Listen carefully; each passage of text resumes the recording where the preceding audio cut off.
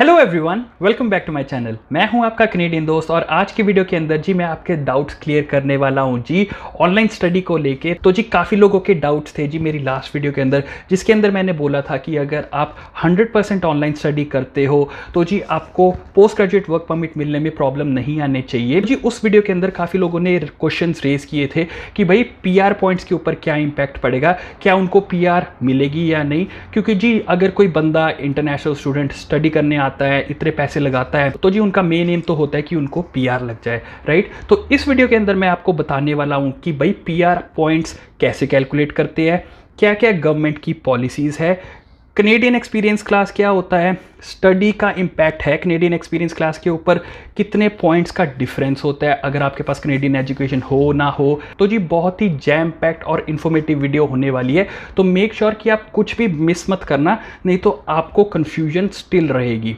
ठीक है जी। इस वीडियो के अंदर मैं दो सिनेरियोज भी लूँगा। एक है जी अगर कोई बंदा बैचलर्स करके आया है, उसके बाद पोस्ट ग्रेजुएट डिप्लोमा कर रहा है या मास्टर्स कर रहा है, एंड सेकंड जी अगर बंदा 12th के बाद आया है तो क्या क्या इम्पैक्ट पड़ेगा, उनको PR मिल सकती है या नहीं। तो मेक श्योर कि वीडियो को एंड तक ज़रूर देखें। एंड जी ये सारे जो क्वेश्चंस मैं बता रहा हूँ ये मुझे यूट्यूब के ऊपर तो पूछे ही थे, बट इंस्टाग्राम के ऊपर काफ़ी लोगों ने मुझे पूछा था, एंड वहाँ पर जी मैं पोस्ट डालता रहता हूँ ताकि सारे लोगों की जो कन्फ्यूजन है वो क्लियर हो सके। तो जी अगर आपने मुझे इंस्टाग्राम के ऊपर फॉलो नहीं किया हुआ तो you are missing out on a lot, क्योंकि बहुत सारी इंफॉर्मेशन मैं वहां पे पोस्ट करता हूं। एंड जी सेम तरीके से जी आप फेसबुक ग्रुप और मेरे टेलीग्राम ग्रुप के ऊपर भी फॉलो कर लीजिए, क्योंकि जी आपके जैसे वहां पे बहुत सारे इंटरनेशनल स्टूडेंट्स होते हैं जो एक दूसरे की हेल्प करते हैं हमारी कनेडियन दोस्त कम्युनिटी के अंदर। तो मेक श्योर कि आप उसको फॉलो कर लीजिए, links will be in the description box below. तो जी अब चलते हैं डायरेक्टली मेरे कंप्यूटर के अंदर, जिसके अंदर मैं बताऊंगा सारी डिटेल्स। So let's begin. तो जी कंप्यूटर के अंदर डायरेक्टली मैं आपको बताना चाहता हूं कि जो कनाडा गवर्नमेंट की पॉलिसी है, जो उनकी विजन है कि वो कितने लोगों को लेके आना चाहते हैं एज अ डायरेक्ट PR, वो यहाँ पे शो कर रहे हैं जी। तो जैसे आप चेक कर सकते हो 2021, 22, 23 के अंदर ऑलमोस्ट 4-4 लाख लोगों को उन्होंने लेके आने का प्लान रखा हुआ है, जिसके अंदर जी इकोनॉमिक क्लास जो होती है, जो वर्किंग क्लास होती है, जो काम कर रहे होते हैं, टैक्सेस दे रहे होते हैं, उसके लिए जी आप चेक कर सकते हो 2 लाख से लेके 2.5 लाख लोग उन्होंने PR करने ही करने हैं जी। तो इसके अंदर आप अगर और ब्रेकडाउन देखना चाहते हो कि क्या ब्रेकडाउन है, तो इकोनॉमिक क्लास के अंदर चेक करो जी, फेडरल स्किल जो हो गया, फेडरल बिजनेस हो गया, अटलांटिक इमिग्रेशन प्रोग्राम हो गया, PNPs होगी, क्यूबेक वाले के लिए बहुत सारे यहाँ पे है जी ऑप्शंस। तो आप सबसे पहले चेक कर सकते हो 1 लाख, 1 लाख, 1 लाख से ऊपर जो बंदे हैं जी वो फेडरल हाई स्किल्ड जो वर्कर क्लास है उसके अंदर होंगे। एंड उसके अंदर कौन कौन आते हैं जी, Canadian experience class, federal skill worker programme and federal trades class. तो कनेडियन एक्सपीरियंस क्लास के ऊपर हम आपको लेके जाते हैं, बताते हैं जो यहाँ पे कनाडा के अंदर स्टडी करते हैं वो कनेडियन एक्सपीरियंस क्लास के अंदर यूजुअली फॉलो करते हैं। फेडरल स्किल वर्कर होते हैं जी जो डायरेक्ट PR अप्लाई करते हैं। तो आपको जी देखना है कनेडियन एक्सपीरियंस क्लास के रूल्स। अब आपको बताना चाहता हूँ, क्योंकि कोरोना की वजह से जी पता है कि बहुत ज़्यादा इम्पैक्ट पड़ा है, तो ये जो 4 लाख इन्होंने बंदे सोचे थे कि 2021 के अंदर आएंगे वो आ तो पाए नहीं। तो जी इसलिए उन्होंने एक टेम्परेरी पॉलिसी या एक टेम्परेरी रूल बनाया है, जिसके अंदर जी 90,000 लोगों को तो वो डायरेक्ट PR कर रहे हैं जिन्होंने यहाँ से इधर स्टडी की है या यहाँ पे काम कर रहे हैं। तो इसके अंदर जी मैं वीडियो पहले ही बना चुका हूँ एक, अगर जी आपने डिटेल पे वो वाली वीडियो देखनी है तो मैं डिस्क्रिप्शन बॉक्स के अंदर दे दूंगा। उसके अंदर मोटा मोटा मैं बता देता हूँ क्या था जी कि 20,000 जो लोग हैं अगर जो हेल्थ केयर के अंदर काम कर रहे हैं, कोरोना की वजह से जी हेल्थ केयर को तो बहुत ही ज़्यादा बेनिफिट हुआ है। तो अगर आप हेल्थ केयर के अंदर काम कर रहे हो, डॉक्टर्स हो, नर्स हो, तो आपकी 20,000 सीट्स तो पक्की है जी। ये है जी प्रेजेंट रूल। ऐसा ही रूल 2022, 2023 के अंदर भी आ सकता है, क्योंकि जी यहाँ पे कोरोना की वजह से लोगों ने तो फाइलें ही नहीं लगाई थी, किसी के पास IELTS नहीं था, किसी के पास ECA नहीं था, किसी के पास मेडिकल नहीं था। इस वजह से जी गवर्नमेंट ने बोला कि ठीक है, स्पर करने के लिए लोगों को कि वो IELTS दे, उन्होंने ये प्रोग्राम रख दिया। अब इस प्रोग्राम की वजह से लोगों ने जी ओवर करके IELTS की जो वेबसाइट थी उसी को क्रैश कर दिया। तो जी खुद सोच सकते हो कि लोग जिनको लग रहा था उनकी PR होनी नहीं है वो भी एलिजिबल हो रहे थे, क्योंकि जी 40,000 जो एप्लीकेंट्स है उनकी रिक्वायरमेंट है कि उन्होंने सिर्फ इंटरनेशनल स्टूडेंट होने चाहिए एंड ग्रेजुएट होने चाहिए किसी कनेडियन इंस्टीट्यूशन से। तो इसी वजह से मैं आपको बोलता हूँ कि आप जल्दी से जल्दी कंप्लीट कर लो, क्योंकि इट इज़ पॉसिबल कि अगर आप कंप्लीट कर लेते हो अपनी एजुकेशन, सिर्फ उसी की वजह से भी आप डायरेक्ट पीआर हो सकते हो, जैसे कि ये वाले प्रोग्राम के अंदर इन्होंने बोला था। बट इसकी और भी काफ़ी रिक्वायरमेंट्स है कि जो भी ये लोग होने चाहिए वो कनाडा के अंदर प्रेजेंट होने चाहिए। मैं बोलना ये चाहता हूँ कि इवन दो कि पीआर पॉइंट्स कम भी पड़ रहे हो, कनाडा गवर्नमेंट ने जो 4 लाख लोगों का उन्होंने ये सोच के रखा हुआ है, टारगेट रखा हुआ है, वो कंप्लीट करना ही है। तो सबसे बढ़िया तरीका होता है जी, जो यहाँ पे ऑलरेडी एग्जिस्टिंग या तो वर्कर्स है या तो जो स्टूडेंट्स है उनको ही पीआर कर दो। इस वजह से जी आप चेक कर सकते हो कनाडा गवर्नमेंट टेम्परेरी ऐसी पॉलिसीज और भी लेके आएगी अगले साल एंड अगले से अगले साल, क्योंकि आप अगर डेफर कर रहे हो तो आपके जैसे हज़ारों लोग डेफर कर रहे हैं, तो एक वॉइड क्रिएट हो गया है जी अगले साल के एप्लीकेंट्स के लिए। तो अगर आप इस टाइम पे स्टडी कर रहे हो तो you will be a lucky one जो कंप्लीट कर लेगा अपनी एजुकेशन उस टाइम पे जब काफ़ी लोग स्टिल पढ़ रहे होंगे या तो उन्होंने डेफर किया होगा। तो आपके जो पीआर के पॉइंट्स होंगे इवन तो वो कम हो, पर आप क्वालिफाई हो जाओगे ऐसे टेम्परेरी प्रोग्राम्स के लिए। मैं डाल दूंगा लिंक को डिस्क्रिप्शन बॉक्स के अंदर अगर आपको चेक करना है। ठीक है जी। जो यहाँ का इमिग्रेशन मिनिस्टर है वो और बोल रहा है कि भाई हम और ऐसे टेम्परेरी रेजिडेंट पाथवेज लेके आएंगे, जैसे, और ये जो न्यूज़ है वो है जी आज की May 5, 2021 की। तो सिमिलरली बहुत सारे और ऐसे प्रोग्राम्स आने वाले हैं। ठीक है जी। अब काफ़ी लोगों के दिमाग में जी कन्फ्यूजन था ये वाले रूल को देख के, कनेडियन डिग्री, डिप्लोमा और सर्टिफिकेट के लिए आपको पीआर पॉइंट्स नहीं मिलेंगे अगर आपने एटलीस्ट 8 मंथ का प्रोग्राम नहीं किया और आप फिजिकली प्रेजेंट नहीं थे कनाडा के अंदर। बट कोरोना की वजह से जी ऑब्वियसली कोई भी यहाँ पे आ नहीं पाया, कुछ एक आ पाए but most of the people India में ही रह गए हैं। तो अब मैं आपको बताता हूँ जी कि कनेडियन एक्सपीरियंस क्लास के ऊपर इसका कोई इम्पैक्ट है भी या नहीं एजुकेशन का। तो सबसे पहले इसकी एलिजिबिलिटी क्राइटेरिया के ऊपर जाते हैं, और ये canada.ca है सबसे रिलायबल सोर्स। तो मिनिमम रिक्वायरमेंट्स ही यहाँ पे आप चेक कर सकते हो, आइल्स है। ठीक है जी। आइल्स के अंदर आपको बस 6 बैंड ही चाहिए होता है, that is the minimum requirement. उसके अलावा जी आपके पास 1 year of skilled worker experience होना चाहिए। स्किल्ड वर्कर हो गया जी NOC O, A और B के अंदर, वो अभी मैं आपको बताऊंगा। तो जी कैसे आप फुलफिल कर सकते हो, या तो आप एक फुल टाइम जॉब कर लो, 30 आवर्स पर वीक के हिसाब से कैलकुलेट करते हैं 12 मंथ्स के लिए, एंड 15-60 आवर्स आपके पास होने चाहिए। या तो पार्ट टाइम जॉब्स कर लो, 2, 3, 4, 5 जितनी भी आप करना चाहते हो, एंड 15-60 आवर्स कंप्लीट कर लो 24 मंथ्स के अंदर। या तो जी आप फुल टाइम वर्क कर सकते हो डिफरेंट जॉब्स के अंदर, जैसे कॉन्ट्रैक्ट जॉब्स होती है या फुल टाइम जॉब्स ही डिफरेंट लोकेशंस में विद इन 12 मंथ्स। तो आप क्वालिफाई हो जाओगे जी कनेडियन एक्सपीरियंस क्लास के लिए। उसके अलावा जी आपके पास टेम्परेरी रेजिडेंट स्टेटस होना चाहिए, जो कि पोस्ट ग्रेजुएट वर्क परमिट होता है। उसके बिहाफ पे आपको ऑथराइजेशन मिल जाती है वर्क करने के लिए कनाडा के अंदर। ठीक है जी। अब उसके अलावा जी आपके पास ये वाली जॉब्स होनी चाहिए जो कि NOC O, A और B होती है। NOC O होती है जी मैनेजरियल जॉब, NOC A होती है जी प्रोफेशनल जॉब्स, जैसे डॉक्टर हो गया या इंजीनियर्स हो गए। मैनेजरियल जॉब्स होते हैं जैसे CEO हो गया, मैनेजर्स हो गए। एंड टाइप B होती है जी टेक्निकल जॉब्स, जैसे IT टेक्नीशियन हो गया, नेटवर्क सपोर्ट हो गया, सुपरवाइज़र हो गए, वो सब। अब आते हैं जी सबसे इंपॉर्टेंट क्वेश्चन के ऊपर, जो है एजुकेशन। एजुकेशन के अंदर यहाँ पे स्पेसिफिकली बड़ा लिखा हुआ है कि there is no education requirements for Canadian experience class. तो जी अगर आप डायरेक्ट वर्क परमिट के ऊपर भी अगर कनाडा आते हो विदाउट एनी कनेडियन एजुकेशन, तो भी आप कनेडियन एक्सपीरियंस क्लास के लिए क्वालिफाई हो जाते हो जी। तो this is the important thing कि अगर यहाँ पे हम नो भी कर देते हैं तो भी हमें कनेडियन एक्सपीरियंस क्लास के लिए जी एलिजिबिलिटी होती है। ठीक है जी। अब यहाँ पे भी सेम चीज़ मैंने लास्ट वीडियो के अंदर आपको बताया था कि अगर आप 100% स्टडीज़ ऑनलाइन कर लेते हो तब भी आपको पोस्ट ग्रेजुएट वर्क परमिट मिल जाएगा। मतलब जी आप एलिजिबल हो गए, आपके पास ऑथराइजेशन होगी। अगर आपने वो वीडियो नहीं देखी तो मैं डाल दूंगा जी डिस्क्रिप्शन बॉक्स के अंदर, ताकि आप समझ सके जी, क्योंकि उसके अंदर भी काफ़ी रिक्वायरमेंट्स हैं। अब आते हैं जी CRS स्कोर कैलकुलेट करने के लिए।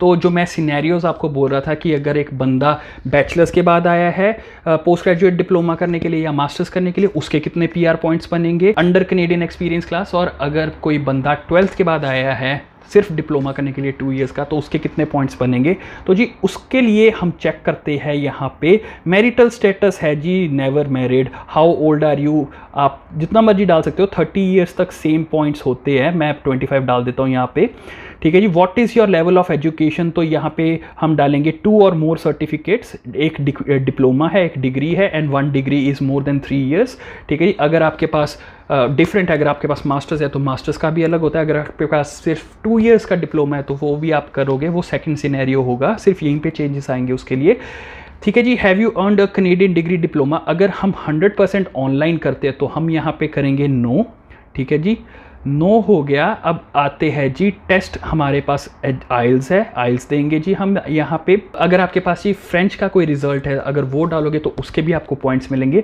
आइल्स के अंदर जी मैं डाल देता हूँ ऑलमोस्ट 7.5 इन ईच, क्योंकि ये तो आपको लेके आने ही पड़ेंगे यहाँ पे PR पॉइंट्स लेने के लिए, ठीक है जी। तो 6.5 मैंने राइटिंग के अंदर दे दिया, क्योंकि 7 राइटिंग के अंदर लेके आना थोड़ा मुश्किल होता है, तो इसके साथ जी ओवरऑल 7 बैंड आपके बन जाएंगे, ठीक है जी। Do you have any other language results, तो हमारे पास तो है नहीं, फ्रेंच आती नहीं, अगर आपको आती है तो वेल एंड गुड। अब आ गया जी कैनेडियन एक्सपीरियंस, जैसे मैंने आपको बोला था जी नॉक O, A और B के अंदर होना चाहिए, तो उसके अंदर हम लगा लेते हैं 1 साल।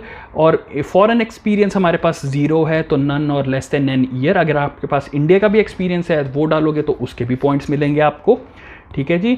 फिर है यहाँ पे आपके पास कोई सर्टिफिकेट ऑफ क्वालिफिकेशन है, तो हमारे पास नहीं है। अगर जैसे कि आप कोई डॉक्टर हो या कोई नर्स हो जिसको रजिस्टर होना पड़ता है ओंटारियो या किसी प्रोविंस के साथ, तो आपको करना पड़ेगा जी येस। एंड आ जाता है जी यहाँ पे LMIA, तो LMIA सभी एम्प्लॉयर्स नहीं देते, तो हम करेंगे नो। अगर आपका एम्प्लॉयर LMIA दे देता है तो जी आपको 50 से 60 पॉइंट्स एक्स्ट्रा मिल जाते हैं, तो दैट हेल्प्स, बट मुश्किल होता है LMIA देना एम्प्लॉयर के लिए, इसलिए कोई कोई लोग नहीं देते। फिर आ जाते हैं जी नॉमिनेशन सर्टिफिकेट के लिए, तो ये होता है जी PNP के लिए, अगर आपने एक्सप्रेस किया हो इंटरेस्ट, तो हमने किया नहीं, बट अगर आपको PNP मिल जाती है, अगर प्रोविंस नॉमिनी करता है तो उसके 600 पॉइंट्स एक्स्ट्रा मिल जाते हैं, तो उसके साथ तो पक्का PR हो जाती है। तो काफ़ी जो 12th के बाद आते हैं वो PNP के लिए इसलिए जाते हैं, या मैनीटोबा, ये ठंडे इलाके जैसे अटलांटिक प्रोग्राम हो गया, या विनीपेग हो गया, या एल्बर्टा हो गया, ऐसी जगहों पे चले जाते हैं, क्योंकि वहाँ के जी PR मिलनी सौखी होती है, PR मिलनी ईजी होती है, क्योंकि जी वहाँ पे जो प्रोविंसेस होते हैं वो नॉमिनी कर लेते हैं, क्योंकि मोस्ट ऑफ द पीपल जानना चाहते हैं पॉपुलेटेड रीजन्स जैसे ओंटारियो या ब्रिटिश कोलंबिया। सो दूसरे प्रोविंसेस जो है वो PNP खोल के रखते हैं ताकि उनको ईजीली अट्रैक्ट कर सके दूसरे इमिग्रेंट्स को। तो जी अगर आपका कोई ब्रदर या सिबलिंग है उसके लिए आपको पॉइंट्स मिलते हैं, हमारा नहीं है तो यहाँ पे नो कर देते हैं, अगर येस करोगे तो 15 पॉइंट्स मिलेंगे। अब कैलकुलेट करते हैं जी कितने पॉइंट्स बने, तो टोटल आपके पॉइंट्स बने जी 436, बट ये इसके साथ क्या आप क्वालिफाई हो जाओगे, कैसे आपको जानना है, वो जानना है जी आप चेक करोगे CRS का लेटेस्ट ड्रॉ कितना है। लेटेस्ट ड्रॉ अगर हम चेक करते हैं तो लेटेस्ट ड्रॉ आया था जी अभी 400 पॉइंट्स का अप्रैल 29 को, तो 400 पॉइंट्स बहुत ही लो है हिस्टोरिकली, क्योंकि यूजली जी 450, 460, 470 के अराउंड होता है CEC, बट क्योंकि जी लोग ही नहीं थे, लोगों ने फाइलें ही नहीं लगाई, ना आइल्स दिया, ना मेडिकल करवाया, ना ECA कोरोना की वजह से, तो यहाँ पे जी जिन लोगों ने करवाया हुआ था उनके पॉइंट्स कम थे, बट क्योंकि उनकी फाइल लगी हुई थी उनका आ गया जी 400 स्कोर के अंदर। तो इस वजह से जी मैं आपको तभी पहले बोल रहा हूँ कि अगर आप अपनी एजुकेशन कंप्लीट कर लोगे आपका जल्दी से जल्दी पोस्ट ग्रेजुएट वर्क परमिट आ जाएगा, पोस्ट ग्रेजुएट वर्क परमिट आ जाएगा तो आप क्वालिफाई हो जाओगे जी। वो टेम्परेरी रेजिडेंट वाला जो मैंने बताया था 90,000 लोगों का ऐसे कोई प्रोग्राम चल रहा होगा, तो उसके अंदर जैसे आप सोच रहे हो कि आप डेफर करोगे, आपके जैसे हज़ारों लोग सोच रहे हैं, वो हज़ारों लोग तो क्वालिफाई हो नहीं पाएंगे। तो अगर आप लकी हो, आपने स्टडी की हुई है, आपके पास पोस्ट ग्रेजुएट वर्क परमिट होगा, तो बहुत ही लेस कंपटीशन होगा आपके पास, एंड बिकॉज लेस कंपटीशन होगा आप अपनी फाइल जल्दी लगा दोगे। तो ऐसा ही सिनेरियो हो सकता है कि 400 से भी लेस हो जाए। अब मैं क्यों बता रहा हूँ कि 400 से लेस हो जाएगा स्कोर, क्योंकि जी हिस्टोरिकली स्पीकिंग देखो 454 आता था कैनेडियन एक्सपीरियंस क्लास, फिर 449 हुआ क्योंकि लोग जो बढ़िया लोग थे, क्रीम थी वो निकली जा रही थी, वो पहले ही निकल रही थी और ऑलमोस्ट 2-2 हफ्ते के अंदर ये निकालते हैं जी प्रोग्राम्स को। February 13, then April 1, then April 16, then April 29। April 29 को 400 था, उससे पहले 417 था कैनेडियन एक्सपीरियंस क्लास, उससे पहले 432 था, उससे पहले 449 था। तो जी अब 400 वाले निकल गए। तो जी लोगों ने फाइलें अभी भी नहीं लगाई होगी, तो क्या होगा जी, रिजल्टेंट ये होगा कि 380 390 वाले लोग भी अब इसके अंदर आना शुरू हो जाएंगे। एंड 380 390 से आपको बता देता हूँ कि जो 12th के बाद आते हैं उनका कितना स्कोर बनता है। तो जी जो ये 436 बना था, इसके अंदर था कि अगर हम एजुकेशन इंडिया से ही करके आते हैं 100%, बट अगर हम इसको चेंज करके बोलते हैं कि भाई हमने एटलीस्ट 8 मंथ्स का प्रोग्राम जो है कनाडा से किया है, तो कितना फ़र्क पड़ता है वो भी आपको दिखा देता हूँ। तो जी यहाँ पे आ जाएगा येस, और choose your best answer for the level of education. तो जी हमारे पास है 1 और 2 ईयर ऑफ डिग्री और डिप्लोमा। अगर आपने मास्टर्स किए तो वो डिग्री आ जाएगा, उसके अलग से पॉइंट्स होते हैं। तो अगर हम पॉइंट्स को कैलकुलेट करते हैं तो कैलकुलेट करने के बाद जी आप चेक कर सकते हो 436 से 451 हुआ है, मतलब 15 पॉइंट का ही फ़र्क हुआ है। तो इससे ज़्यादा फ़र्क तो जी अगर आप आइल्स के ऊपर स्कोर ज़्यादा लेके आ जाते हो उससे आ जाता है। 30-40 पॉइंट्स तो आइल्स के स्कोर से हो जाते हैं अगर आप 7 से 7.5 बैंड या 8 बैंड लेके आ जाओ। तो इतनी आपको टेंशन लेने वाली ज़रूरत नहीं है। ये है जी अगर आप बैचलर्स के बाद आए हो। अब जी अगर हम चेक करते हैं, अगर आप 12th के बाद आए हो तो कितने पॉइंट्स बनने थे। तो जी 12th के लिए हमको लेवल ऑफ एजुकेशन चेंज करके करना पड़ेगा 2 ईयर प्रोग्राम। एंड जी यहाँ पे हम बोल देंगे कि हमारे पास कैनेडियन डिग्री है, तो हम ये सोच रहे हैं कि 12th वाला डिग्री कनाडा से कर रहा है तो उसके कितने पॉइंट्स बनते हैं।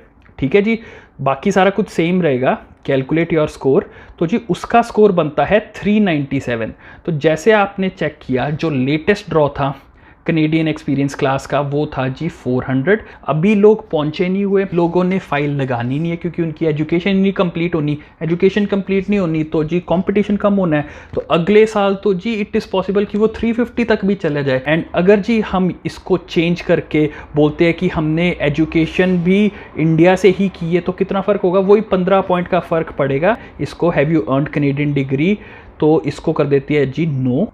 अब चेक करते हैं जी कि कितना स्कोर में डिफरेंस आया है। स्कोर में डिफरेंस जी 382, अगेन वो 397 था, 15 पॉइंट्स फिर से कम हो गए। तो जी सिर्फ 15 पॉइंट का ही फ़र्क पड़ता है, जैसे कि आपने चेक कर लिया यहाँ पे।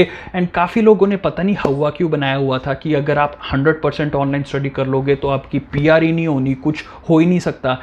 गवर्नमेंट खुद बोल रही है कि हमको ज़रूरत है इमिग्रेंट्स की।